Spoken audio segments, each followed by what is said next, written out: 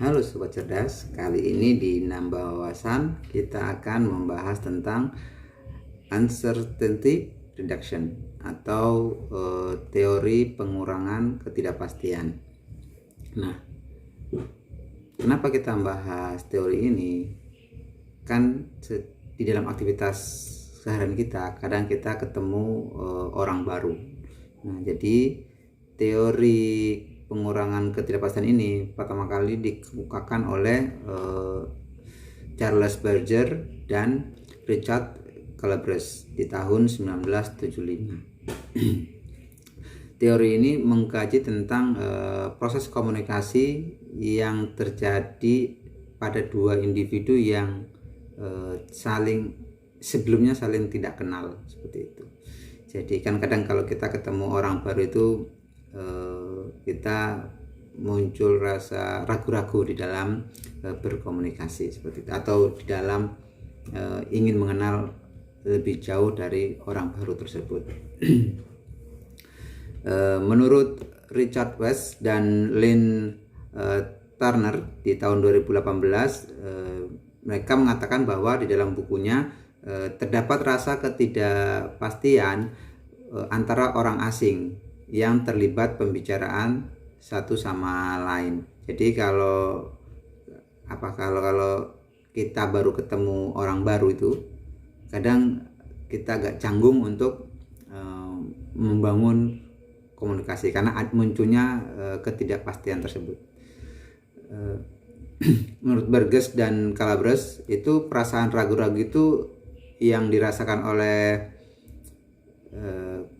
kita ke orang lain. Misalkan kayak gini, saya konsumen, terus mau beli barang online seperti itu. Nah, karena saya tidak mengenal si penjual, maka akan muncul keraguan saya terhadap penjual, misalkan.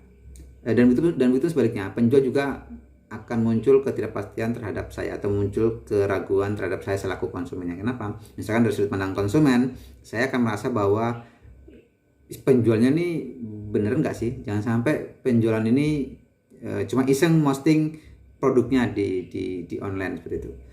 Sedangkan dari sudut pandang penjual juga muncul ketidakpastian. Ini beneran nggak sih mau beli? Jangan sampai ini cuma iseng nulis komentar minat terhadap produk yang saya posting. Nah, seperti itu. Nah, hal ini menurut Burgess dan Galbraith itu disebut sebagai ketidakpastian yang timbul dari dua orang yang sebelumnya ini tidak saling mengenal. Nah, tapi ada cara untuk menurunkan ketidakpastian tersebut. Ada 3 strategi. Yang pertama itu strategi pasif, yang kedua strategi aktif, dan yang ketiga interaktif. Kalau strategi pasif itu gambarannya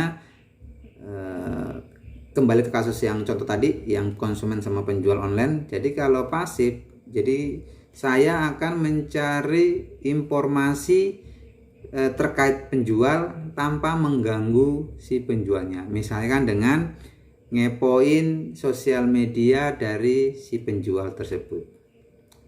Nah, sedangkan untuk yang kedua, strategi aktif itu saya mencari informasi dari orang-orang terdekat si pelapak. Misalkan kalau saya mengenal ya, kalau ini kan saya mengenal bahwa pelapak ini punya teman yang saya juga kenal dengan orang tersebut, sehingga saya akan mencari informasi pelapak ini dari orang terdekat tersebut, seperti itu, sehingga nanti akan mendapatkan informasi-informasi yang diyakini punya kevalitan yang mendefinisikan dari si pelapak tadi.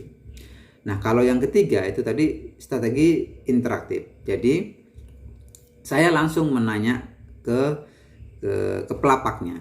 Jadi saya akan cari informasi, misalkan saya akan minta nomor rekeningnya, kemudian saya akan cek secara daring apakah nomor rekening ini pernah terlaporkan sebagai penipuan, atau saya akan menanyakan rekam jejak si pelapak ini udah berapa lama berjualan, ada nggak testimoni dari pembeli-pembeli sebelumnya, seperti itu. Jadi itu tadi 3 strategi yang dapat digunakan untuk mengurangi ketidakpastian yang muncul, seperti itu. Nah, teori uncertainty reduction ini itu bisa kita implementasikan kepada riset kita. Misalkan ada mahasiswa yang mau bikin skripsi, misalkan mau nyari tema-tema skripsi yang terbarukan atau yang berbeda dengan judul tema-tema skripsi yang sudah. Oke teman-teman, kita lanjut lagi. Tadi ada kendala mati lampu. Oke, kita lanjutkan bahwa teori uncertainty reduction ini bisa kita implementasikan ke dalam tema-tema penelitian kita. Jadi kalau misalkan teman-teman mahasiswa mau nyusun skripsi dengan tema ini, dapat mengkaitkan dengan tema-tema marketing. Kenapa saya arahkan ke tema marketing? Karena ketidakpastian ini lebih mudah ditemukan fenomena masalahnya di dalam aktivitas marketing, seperti itu. Bukan berarti di tema lain nggak bisa, ya bisa aja. Cuma untuk kali ini saya akan contohkan dari sudut pandang marketing, seperti itu. Nah, menurut Camping itu pada penelitiannya di tahun 2013 bahwa ternyata segala bentuk perubahan perdagangan, segala bentuk perubahan perdagangan, di mana dulu dari sistem perdagangan offline dan sekarang menjadi sistem perdagangan online, ternyata banyak memunculkan permasalahan ketidakpastian dari pihak konsumen, seperti itu. Nah, ini kan bisa menjadi sebuah fenomena masalah riset, seperti itu. Dan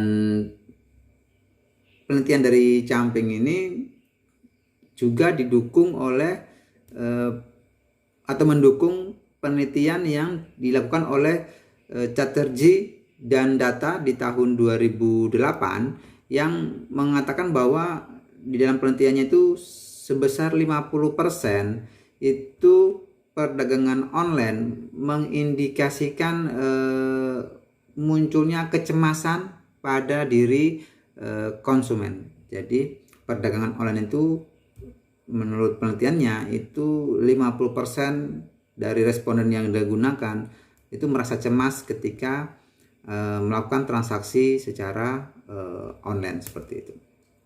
Nah, artinya dari fenomena-fenomena ini kita bisa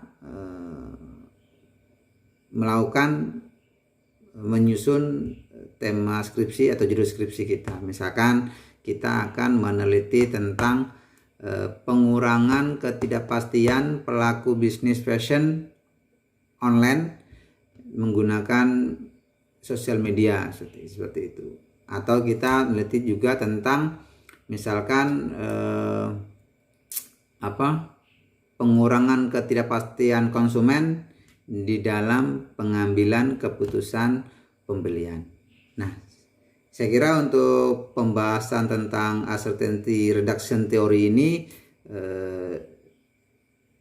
seperti itu gambarannya. Semoga bahasan kita kali ini bisa menambah wawasan kita, dan kalau ada yang mau nambahin silakan komentar di bawah. Dan yang terakhir, jangan lupa subscribe, like, dan share video ini agar semakin menambah wawasan sobat-sobat cerdas lainnya. Akhir kata, wassalamualaikum warahmatullahi wabarakatuh.